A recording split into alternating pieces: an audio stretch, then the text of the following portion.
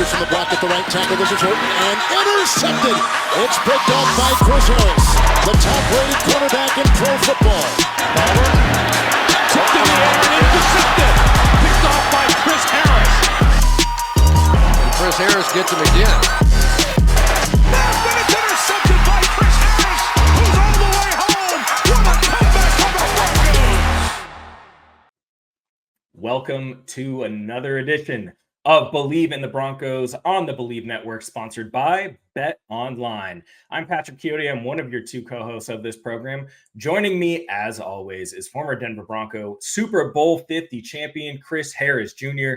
Chris, it's good to see you, man. Good to be back. I love the KU swag, the representation. How are you doing in NCAA 25?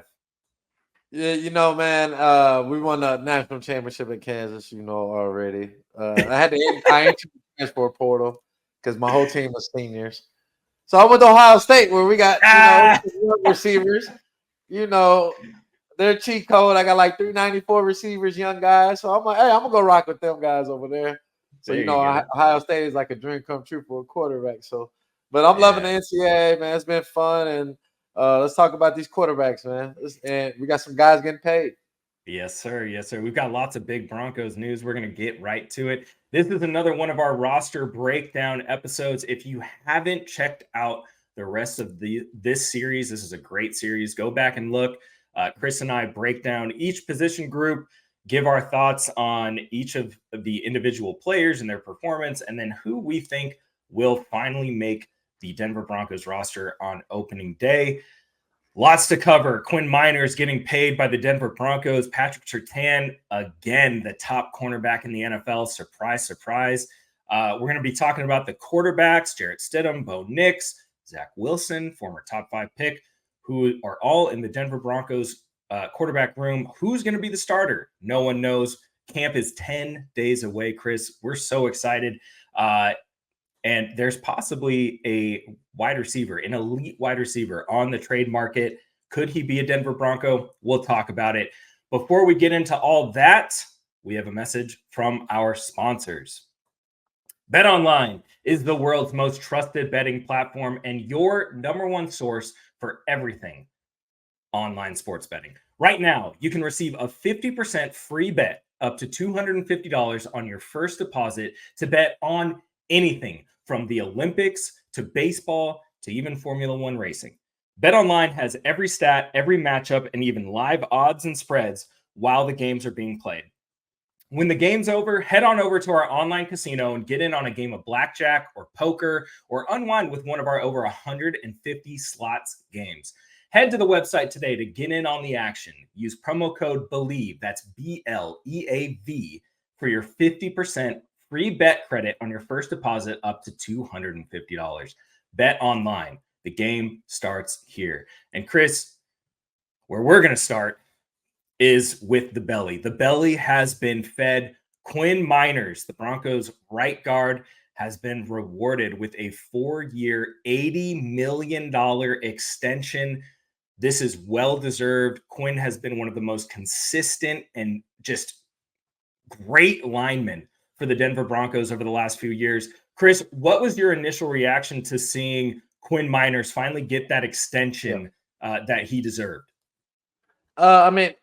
He's the best whole lineman on the team. So, out of him and Bo's, Quinn is probably the best guy, right? Yeah. And he's still ascending. He's still improving. He still has more, a lot of good football left. And your whole team, what really made this market go up and made them really have to force to pay him was that they've already paid everybody else on the O-line. Yeah. Yeah. That's why they had to pay this guy early. Because other guys on your team are already getting paid big contracts, good money, and Quinn's better than them. So what do we have to do? We have to pay him max because he's better than all the guys that we already paid. Does that make sense? Oh yeah. But salute to him. He's definitely deserves it. He's improved. He's a monster in the trenches, and that's what we need. We need some guys definitely that can continue to improve, continue to bolster the O-line because O-line playing in the NFL is terrible. Right. So Awful. if you got somebody that's good, you got to pay him. You got to keep him. So congrats to that boy. He definitely deserved it. Coming from, I think, a D2 school, right? What school was it? D3. D3 D3. school, Yeah. right? D3. You know, that's a hell of Wisconsin a Whitewater. story. Yeah. I don't even know where that is. Right. That's Way up north near yeah, that's Canada. a amazing story right there, man. You came from Wisconsin Whitewater to get paid $80 million. Yeah. Definitely deserve it. And then salute to that man. Congrats. Yeah, and this is a big contract for the Broncos as well because going into next season when they're going to have a bunch of cap space after the fallout from the Russell Wilson release, and with a lot of these guys coming up on these contracts, Quinn Meinerz was one of the guys we were talking about, but there's also Patrick Surtain, there's also Baron Browning, there's also Jonathan Cooper, so there's all of these other players that are coming up on these deals. And I think it was really important for Sean Payton specifically to get this deal done early. He has always put a very strong emphasis on guard play. The interior of the offensive line has always been something that's important to him, especially those years with the Saints. But this is something that the Broncos definitely needed to get done. And this is a relatively great deal, Chris. Just among right guards, this total deal, the total value of the contract is the third highest for right guards. It's under Chris Lindstrom, under Robert Hunt, who just got a massive deal this offseason. His annual value, his average a year is $20 million. That puts him right at level with Robert Hunt. And honestly, I would take Quinn Meinerz over Robert Hunt 7 days of the week. Okay. Yeah, but his guaranteed money, Chris, is still third under those three guys. $45 million guaranteed. It does put it a little higher. It's $1 million more than Robert Hunt at the fully guaranteed spot. He gets that $45 million guaranteed. But man, that is a great team-friendly deal for the Broncos. Honestly, in a couple of years, it's going to look like a steal of a pick. But Chris, while we're talking money and we're talking contracts, let's talk about a cornerback. Patrick Surtain just was named today as the top cornerback in the league by the NFL execs. I Bleav this is the second year in a row. He is also due for a contract. Quick reaction to Pat being named the top cornerback in the league, and follow up to that. When do you think this deal is going to get done? It's interesting because now he's dealing with being an all-pro. He has Pro Bowl on his list. He has he has pretty much all the accolades. Mm-hmm. So now it's just they're not going to compare the stats and things like that, passer rating and things like that, because when you go top 5 and you play corner, a lot of times they don't even care about that stuff, right? They because if we look at the ratings and we look at his stats, some of those other guys have better stats. But, when you go top 5, you kind of cemented in that spot, and you're going to get paid if you do anything. If you're a good player, which Pat is a great player, in the top 5 pick, they have to pay you, right? So we're going to see Pat. He should be able. Pat needs to break the record for whatever cornerback, whatever the record is for the cornerback highest paid ever in history. Surtain needs to be that guy to break the record, because if he doesn't break it, push the envelope. I know Sauce Gardner's going to break it. Yeah. So it's either Pat or Sauce that's going to break it, right? Yeah. Sauce has multiple All-Pros, multiple Pro Bowls. So they're in the same, and he was picked before you. So we can see one of those guys are going to break the record, So Pat might be waiting on Sauce. Sauce might be waiting on Pat. One of those guys are going to break it, and then somebody's going to break him. So, it's pretty much neck and neck. That's the circle of the NFL economy, right? Like a guy gets paid, we saw it with Pat Mahomes, right? Pat Mahomes signs this 10-year, $500 million contract. Everybody loses their minds. And there was a whole group of us that were like, wait. Just wait a couple years, because Herbert, Burrow, Allen, all those guys got to get paid.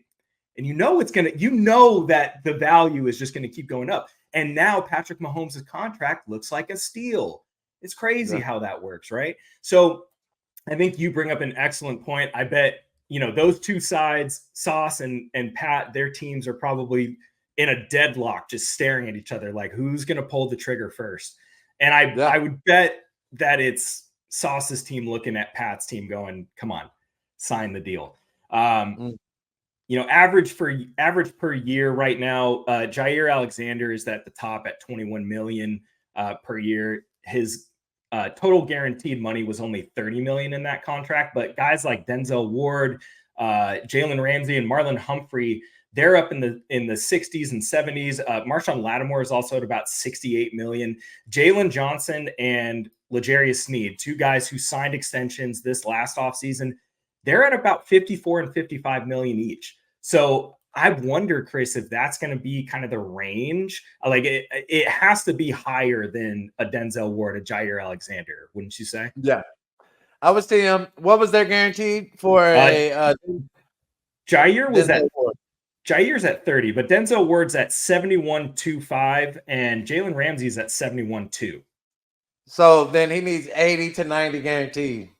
Yeah. So if they got 70, then he's at 80 to 90. So that's gonna be the price range of what we're at to pay for Surtain, and that's a big lump. That's a big piece on our defense, and we're gonna be relying a lot on him to, when you pay a guy that much money, we need the whole side shut down, right? Yeah. We need the whole. We don't need any completion. How some fans they get mad at all little catches. Somebody catch a hitch on the corner.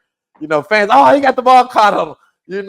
That's hey man, but if we pay you $90 million guaranteed, that's what we expect. We don't. We need to be a no-fly zone, baby. So exactly. But I think Surtain will sign. I don't know if he waits, I don't know if he waits till after this season. Right. But I'm pretty sure he's probably trying to get paid before the season. If I'm him, he's probably looking to get paid now. So it's going to be interesting to see what happens before the training camp. It's a long ways until the season starts. Yeah. All right, season's in September, so we still got some time. We still got a lot of football left. A lot of things can happen in training camp. So we got a lot of ball left to play, a lot of scouting and things to see where we're at as a team. Mm-hmm. So it's gonna be interesting to see what happens out of those two guys. But they got to get 30 plus, man. Come on, man. Yeah. Somebody break the record. Somebody put us up there with these receivers. It got to be one of those two guys.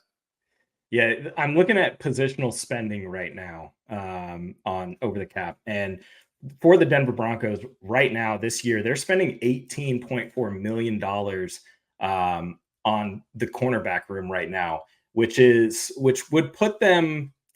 That's the second highest paid position group. The interior defensive line is the highest by far. They're over $30.2 million just in contracts for that group alone. But I would have to imagine that a Pat Surtain extension would easily top that. The Jets right now lead the league in cornerback spending at $38.5 million. And I would assume that's going to. That's what it takes to win a Super Bowl. Think about it. When we had our DBs, we were spending 30 plus easily. Me, Roby, and Bleav. So 18 million is not. That's like middle of the pack secondary. So we want to be elite secondary. You got to get into them 30s and 40s. In 2014, the Denver Broncos spent the fifth highest amount in the NFL on cornerbacks, and in 2015 it was a little bit lower, but it was still like those contracts had to be really good because we spent like $59 million on the defense and about $77.5 million on the offense, which is so we still had more money on the offense. Yeah, still had more money on the offense. Yeah, which it's nuts to like look back at that and see like all the guys that even in 2014 it was $69 million spent on the offense and about 54.5 on the defense. It absolutely nuts contract working by the Denver Broncos back then, but elite level play. That's going to wrap up the little news notes for the Denver Broncos. Let's get into the Broncos roster breakdown. Chris, this episode is the quarterbacks. I feel like we've been talking a lot about the quarterbacks over the offseason. We've been talking about Bo Nix since he got drafted. We've talked about Zach Wilson. We've talked a little bit about Jarrett Stidham, but this is a Broncos roster breakdown episode, so you're going to hear it again. But we've got some, we're going to have some different takes here. So, Chris, I think the first question, we always lead these episodes off with what happened last season. So, in your eyes, what did Jarrett Stidham show at the end of last season? And is that enough to ensure that he is the starting quarterback going into this season? And then the follow-up to that, what does he have to do in camp to prove that he is the best of these three quarterbacks? I think he came in, he's a solid backup, right? He didn't wow you on the field or just does anything, just, or improviser. He's not that, right? He's gonna run the offense as called. He's gonna try to execute the best of his ability. It's nothing flashy with Stidham. Right. So I see him as a solid backup, stable guy, and I'm very comfortable with him being the backup. Yeah. Right. I'm not comfortable with him being a starter because when we're talking about starter, you got to be dynamic. You got to be something different because, or on another level, because you're going against a Patrick Mahomes. You're going against a Herbert. You're going against Joe Burrow. You're going against all CJ Stroud, right? So you got to bring me more than just, a standard pocket passer, non-improviser or just a game manager. You got to give me a little bit more than that. That's not going to win you a Super Bowl. That's why Purdy and them didn't win. Right, because we got Mahomes who can do a little bit more. That's more than a game manager, right? And so that's why I see Stidham at solid game manager. Would I like to see him start this year? I wouldn't be bad if Stidham start this year and gave Bo a learning curve this year and a chance to really learn the offense and really understand the NFL ins and outs. So I'm fine with that if Stidham starts. Just based off seeing that he's capable of running the offense, he's capable of spreading it around. Will he wow us? No, but I'm satisfied with him starting and letting Bo, kind of get a red shirt year, kind of see how it is. If that does happen, so I wouldn't be mad if that did happen this season. That's a fair take. I think that is a really fair take, and I think that Jarrett Stidham, I'm going to stick on Jarrett Stidham here, but I think that he did okay in those two starts. We've only seen him really start a few, like a handful of times in the NFL. 2 times for the Denver Broncos last season, and it, like you said, it wasn't anything.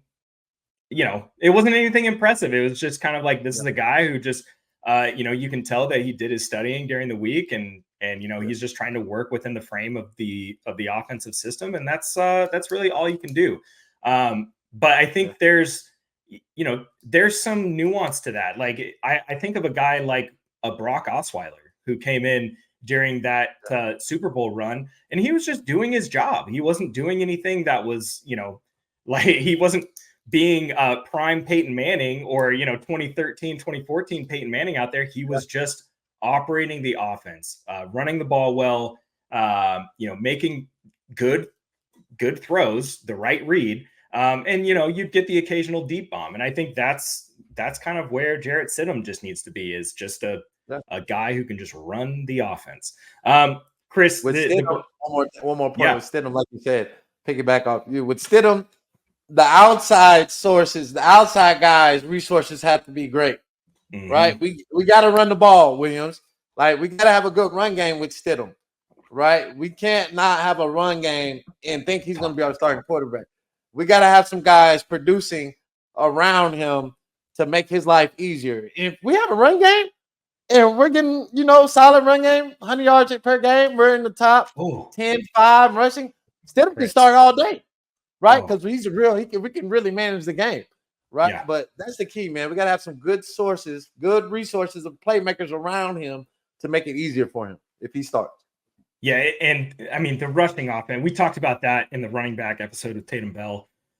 This rushing offense has so much potential, and granted, Javonte is coming off of the injury, whatever, but you gave him 200 plus carries in a season. You're trying to get the run game going, but it's just not developing for whatever reason. Ben Powers struggled early, whatever. But this season, there's really no excuse. If they were able to average 100 yards a game, just 100 yards a game, Chris, that would have put them at 20, like right behind the New Orleans Saints. And the New Orleans Saints were ranked 21st in the league in rushing offense last year. I mean, if you can get to I mean, what was Denver ranked? Well, so we got 106.5, and it wasn't enough. It wasn't enough. Like, so we need 115, 110. We need to be at, realistically, it should be like 125.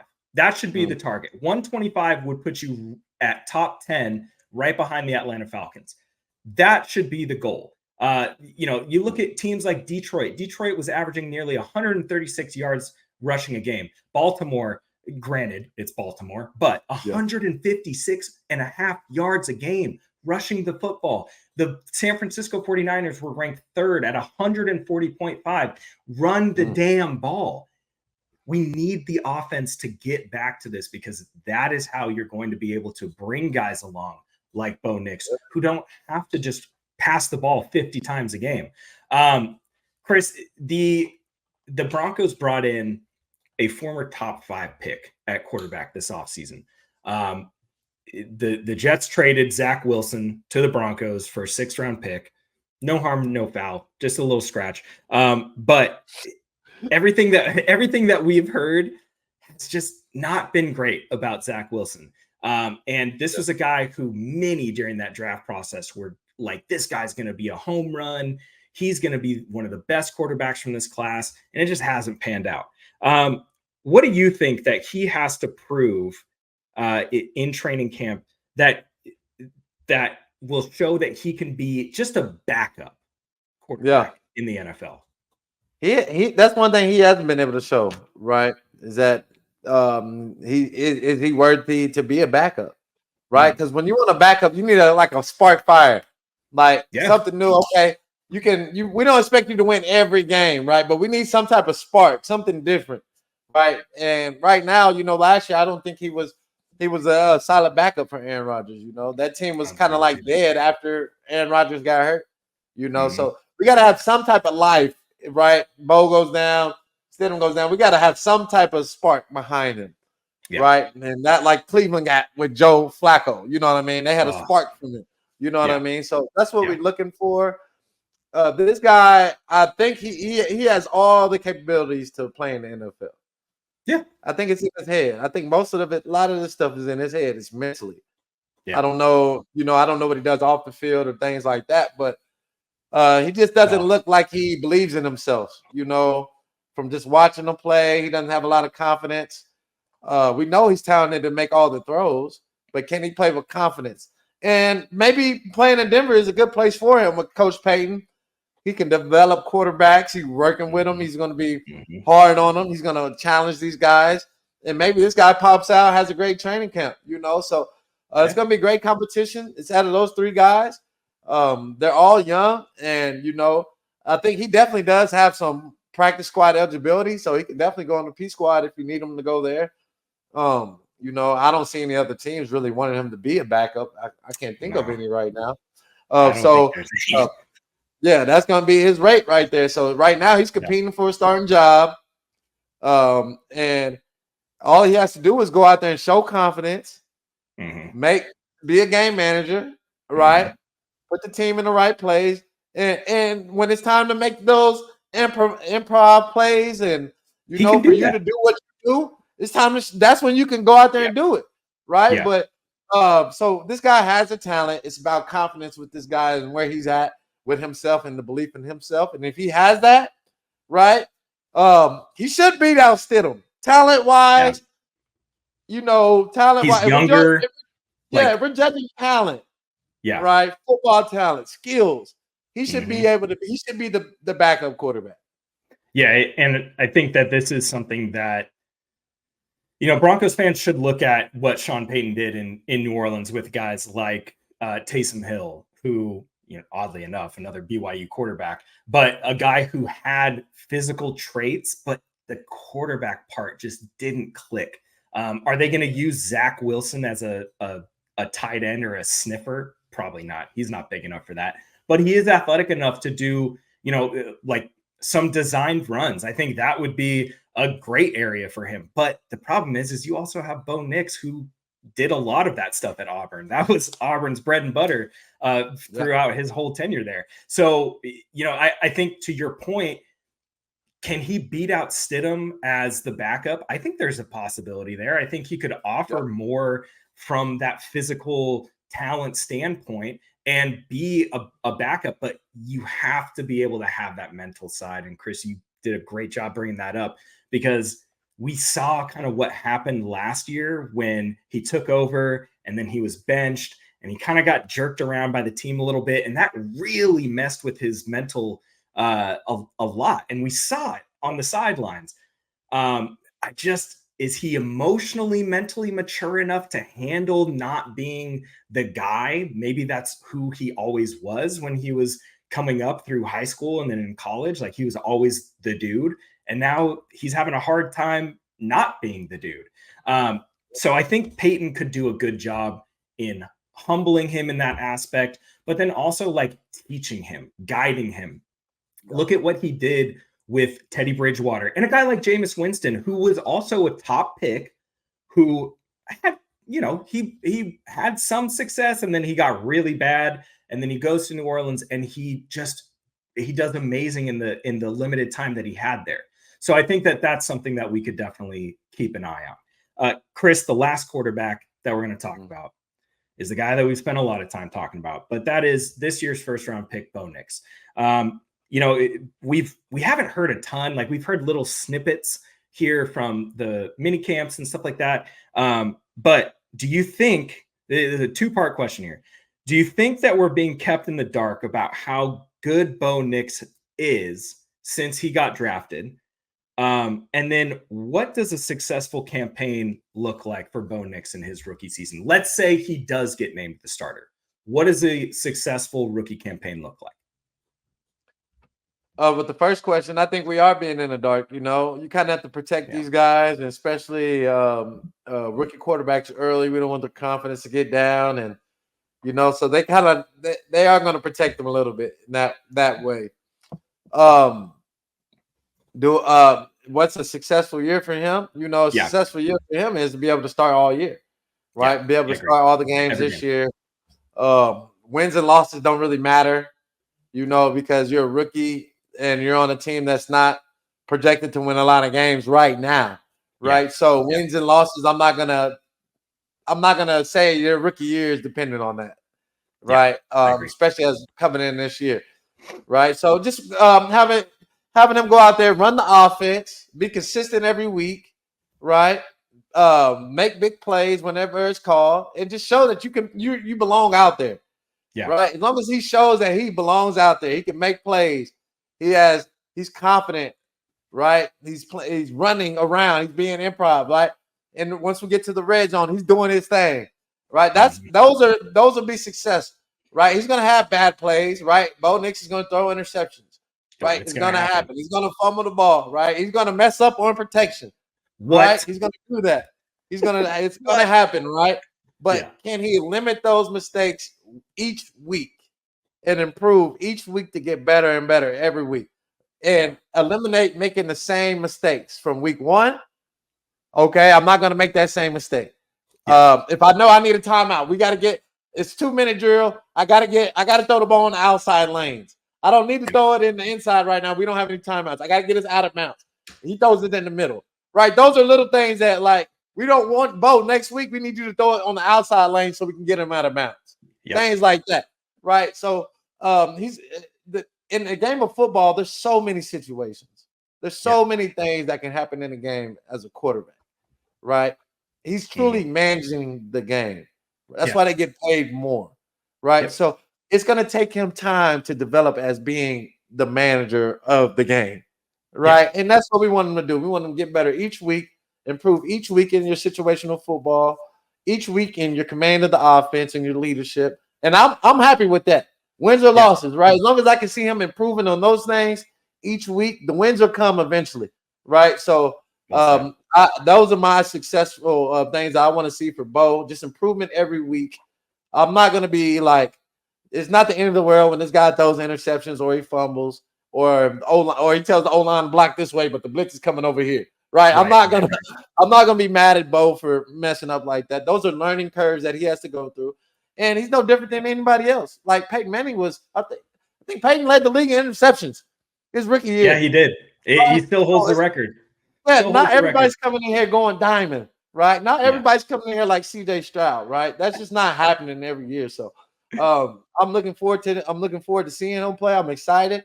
And I just want him to take it week to week. Take it week to week and improve week to week. And he should be a starting quarterback. He should.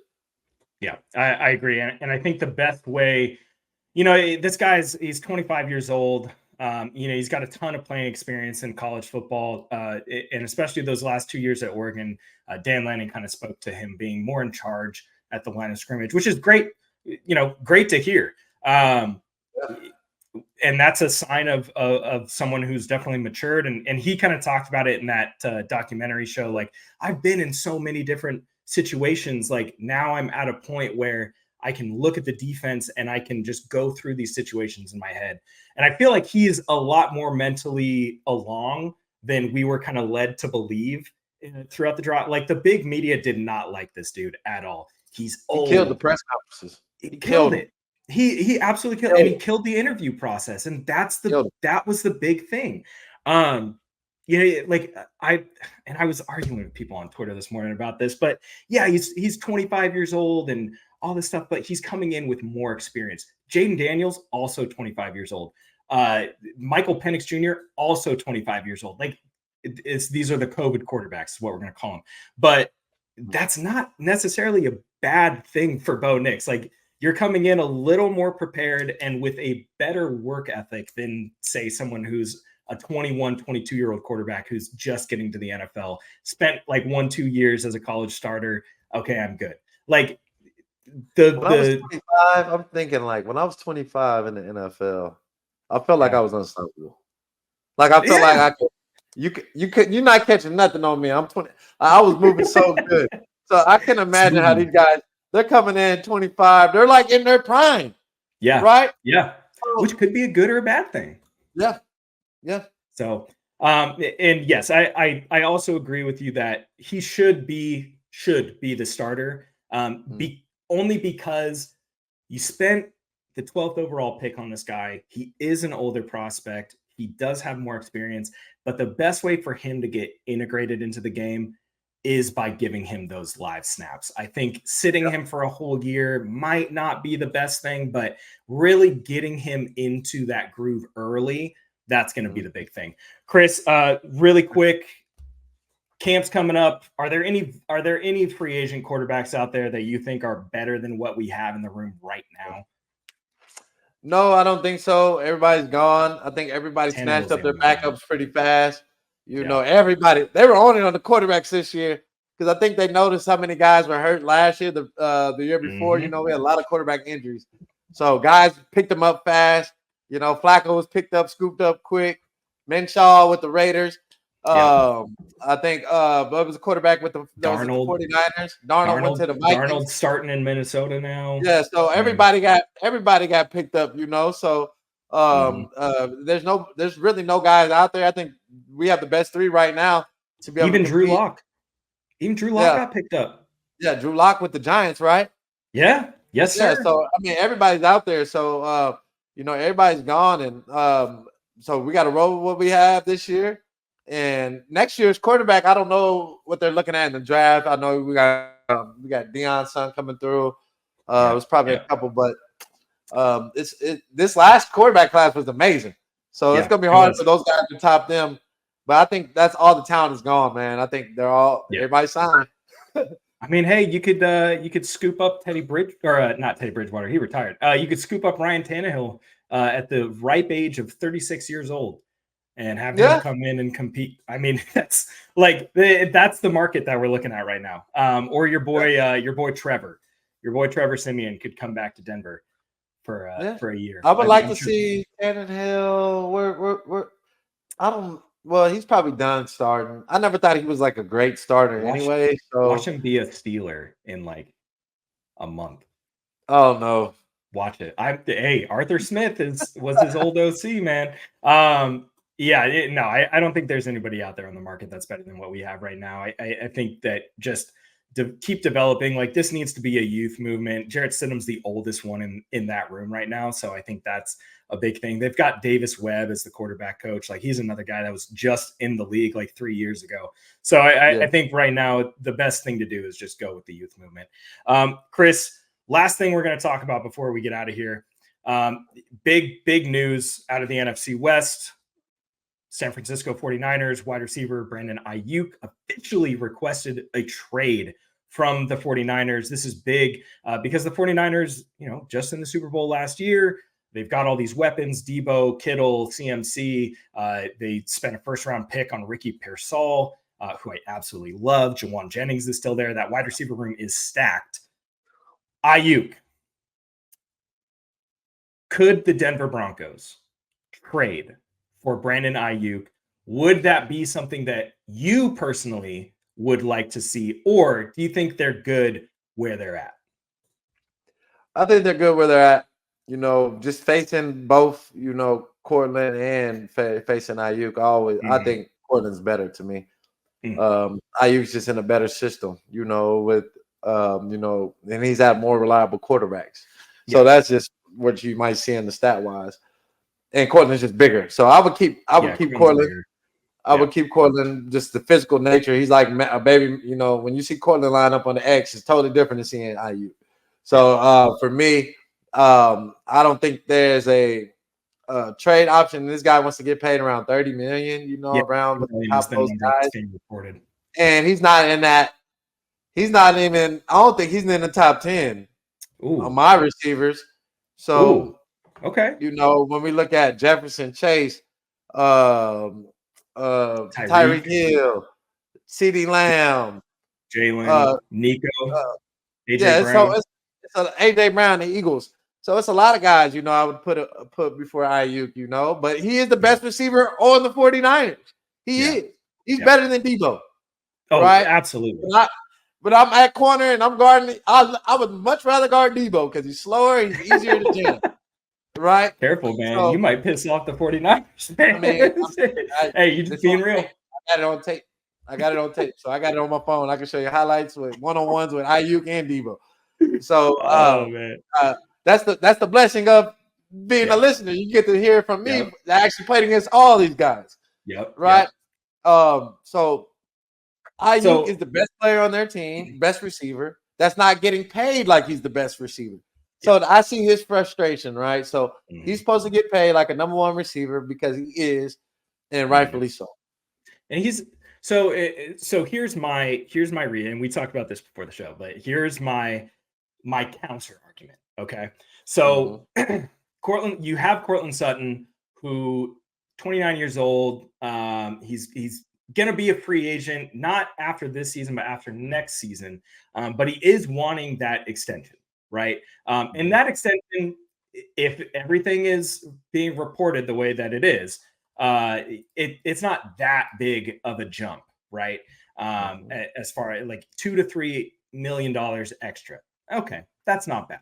Right. But the problem is when you run into him saying, I want the extension or else I'm not going to play. I'm going to hold out. So then you're kind of stuck between a rock and a hard place. Right. There's no holdout anymore, though. True. There's no more holdouts. So he has to play. You can move him for, you can get whatever you can out of that. Like I feel like they had a deal set up with Baltimore at the beginning of last season to move him. That fell through, but it wasn't for much, right? It wasn't for high picks or anything like that. I threw out this tweet the other day, and just throwing out an example, it was Courtland Sutton, 2025 first round pick, 2026 second, and then like a 2026 fifth or fourth or something like that. And then we would get Aiyuk and a fifth round pick back, right? And I'm getting absolutely roasted for it on Twitter, which is fine. Go roast me, whatever. But San Francisco, roast you on that one. The truth is, and yeah, I'll take that. I'll take that criticism. But the truth of the matter is, San Francisco is not going to let him go for anything other than a first round pick at the least, right? You're getting a guy who's 26 years old. yeah, you've got to re-sign him. That $30 million number is really scary. But look at the St. Brown contract. That's the one that we need to look at. His cap hit in the first year of that extension is $14 million. Okay. He's 26 years old. You trade for him. You sign him to a 4-year extension. Okay. And the pushback that I've been getting is, well, we don't need that right now. We need to keep the draft pick and pick a guy because that could be a top 5 draft pick. Guess what? We've already got a top 5 draft pick on the roster, and his name's Zach Wilson. Okay, how did that turn out? They're not always 100%, right? So you're kind of playing that game of the gamble. You get Aiyuk. You still have Marvin Mims on a rookie deal for the next 3 seasons. You still have Troy Franklin on a rookie deal for the next 4 seasons, and you still have Bo Nix on a rookie deal for the next 4 to 5 seasons. By the time Aiyuk's deal is up, and he's going to go into free agency, you can pay Mims or you can pay Franklin. Either one of those two, Aiyuk's off the books. You're maximizing your roster potential by bringing in an elite route runner. He's an elite route runner. And like, he wants the targets. That's why he's requesting this trade. It's not the fact that he's upset that he's on a Super Bowl contending team. It's the fact that he wants to be the focal point of the offense. Debo is the focal point of the offense. CMC is a focal point of the offense. Kittle. Aiyuk is getting the production from way less target. Like, he had less targets than George Pickens last year. That's insane. And he still got an all-pro, right? So I that's my argument for, I do think that we could be fine just staying pat, keep Cortland, try to get a deal done with him. Would having Aiyuk be a bad thing? I don't necessarily think so. But if I did that trade, I'm going to get T. Higgins. We have T. Higgins at home. If you talk about trading, if we're trading for a receiver, I'm going to get T. Higgins, man, because Higgins, I like T. Higgins better than Aiyuk, bro. Playing both of them. Fair. If we were going to do that, that would be my target. But I don't know if Broncos. I think so too. I know this guy wants to be traded, right? Yeah. If we're going to pay 30, let's pay 30 for T. Higgins. If we're going to pay 30, that's mine. Aiyuk will get more than that if Higgins gets 30. Yeah. So, hey, I'm taking Higgins over Aiyuk. That's fair. But right now, if I'm Broncos, I'm not doing anything. I'm riding Cortland Sutton's deal. He has an amazing deal right now. Very flexible deal. Yeah. And I'm riding with that. Use the 2020. So, like, that's my argument is, like, if you're going to trade it, like, yeah, you trade the first, that sucks, whatever. You get an elite receiver, you re-sign him. By the time he's done, his numbers are off the books. And then you've got the flexibility to sign Franklin, Mims, and Nix to deals. But my other side to that, my own counter argument is use the 2025 first. If it's going to be a top 5 pick, use it on one of the Oregon tackles. One of them, either one, the left or the right one. They're both good because who knows what's going to happen with Bowles and McGlinchey. I don't know. We'll see after the season. But let us know what you think. If you would trade for Aiyuk or if you would stay put, what would you trade for Brandon Aiyuk if you could? That has been the show. Oh, Chris, who are the two? We got to finish it off. Who are the 2 quarterbacks that you're keeping on this roster? My 2 quarterbacks I'm keeping. I'm gonna go with Bo Nix and Zach Wilson. I'm gonna go with the talent that he can beat out Stidham and be able to keep a roster spot. I agree. I think for me, it's going to be Bo Nix and Stidham as the 1 and 2, and keep Zach Wilson on the practice squad. That'll work either way. Either, and you could do the same thing with Stidham too. Like, it's interchangeable. But I think, like, going into the season, it'll be Nix and Stidham as the 1 and 2, and then probably Wilson on the practice squad. Nix is the starter, though. That's our bet. We betting on Nix as a starter. I like that bet. This has been another Broncos roster breakdown episode. We appreciate all the love that we're getting on YouTube. Make sure that you subscribe to this show on whatever podcast platform you're listening to us on. Make sure that you follow Chris and I on Twitter at Chris Harris Jr., at Patrick Chiotti. Follow at Bleav Network as well. And go over to the YouTube channel. Subscribe to that so you can see all of these episodes and you can see all of our great reactions and our great faces. Chris, until next time, Go Broncos.